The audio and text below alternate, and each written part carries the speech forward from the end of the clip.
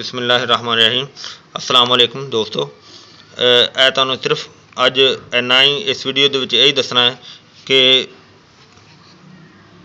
नफस से तेल लगाने का तरीका जरा कि सही तरीके नाल समझ के और सही तरीके नाल लगाना चाहिए।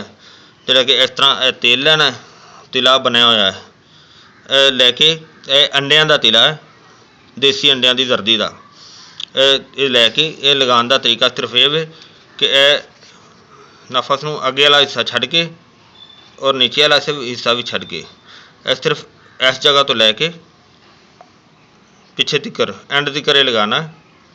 और ये लगाने का टाइम बेहतर है कि सौन वेले लगाना चाहिए।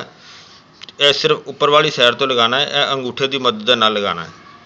और इस तरह ही इस साइड पर भी लगा लेना, इस साइड पर भी लगा लेना है, उपर लगाना है, नीचे वाली साइड पर लगाने की जरूरत नहीं होंगी। ठीक है, तो यह लगाने का टाइम जरा ना वो बेहतर तो बेहतर जरा ना वो सौन वेले होना चाहिए है। और जिस तरह के मैं शायद के पहले भी एक वीडियो के शेयर कर चुके हैं, लगा के तो इहदे उत्ते एक छापर जरा ना वो उत्ते लैके उन्होंने कवर किया जाए ताकि इनू हीट मिले। तो इहदे जिहड़े पट्ठे खराब होए होणगे, जिहड़े कि पट्ठे सुस्त होए होणगे, और अगर इहदे जिहड़ा टेढ़ापन होएगा और उहदे नाल ठीक हो जाएगा। और इंशाअल्लाह यह तुसीं समझण दा जिहड़ा तरीकाकार समझाया गया, इहनूं समझण दा शुक्रिया।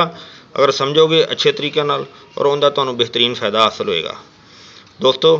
ठीक है, ये समझण तो बाद अगर ज़रूरत महसूस होगी तो जो तुसीं इस्तेमाल करोगे और तुहानूं फिर वाकई इस चीज़ का महसूस होएगा कि इहदा इन्ना फ़ायदा हासिल होंदा है। ठीक है, अल्लाह हाफिज़, अस्सलाम वालेकुम वरहमतुल्लाह।